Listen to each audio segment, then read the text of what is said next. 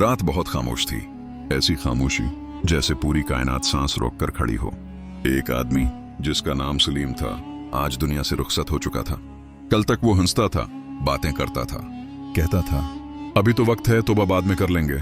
आज वो कफन में लपटा हुआ था, 4 कंधों पर, खामोश।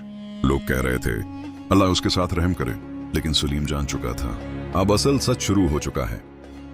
जब सलीम को कब्र में रखा गया तो मट्टी की ठंडक उसके जिस्म में उतरने लगी। ऊपर से आवाज आई, मट्टी डालो। पहला फावड़ा पड़ा, फिर दूसरा, फिर तीसरा। मट्टी गिरती रही और दुनिया की आवाजें आहिस्ता आहिस्ता खत्म हो गईं। माँ की सस्कियां, बीवी के आंसू, दोस्तों की बातें, सब खत्म। अब सिर्फ अंधेरा था, गहरा अंधेरा। सलीम चीखना चाहता था मगर आवाज नहीं निकल रही थी। अचानक कब्र हिलने लगी, दीवारें सिकड़ने लगी। कब्र बोली, मैं वो हूँ जिसे तूने कभी याद नहीं किया, मैं वो हूँ जिसका तू मजाक उड़ाता था। आज मैं तुझे दबा कर रखूंगी।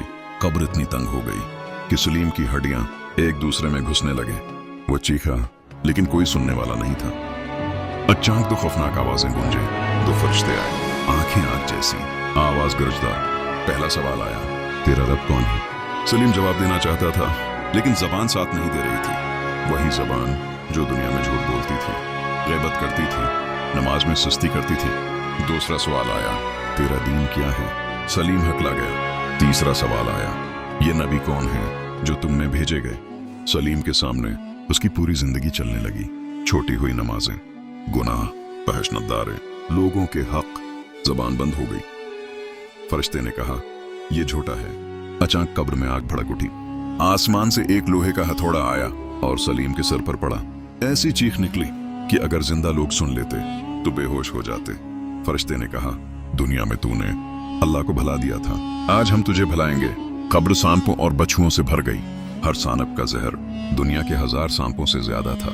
वो काटते रहे, काटते रहे। सलीम चीख चीख कर कहने लगा, या अल्लाह मुझे वापस भेज दे।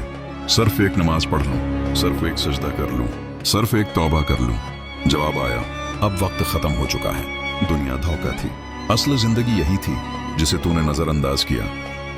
ये कहानी सिर्फ सलीम की नहीं है, यह मेरी और आपकी भी हो सकती है।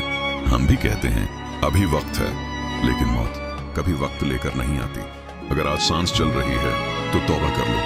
अगर आज आंख खुली है तो अल्लाह का शुक्र अदा करो, क्योंकि कब्र की पहली रात कोई दोस्त, कोई रिश्ता साथ नहीं जाता, सिर्फ अमाल जाते हैं। या अल्लाह हम सबको कब्र के अजाब से बचा, हमारी कब्रों को जन्नत का बाग बना और हमारा खात्मा ईमान पर फरमा। आमीन।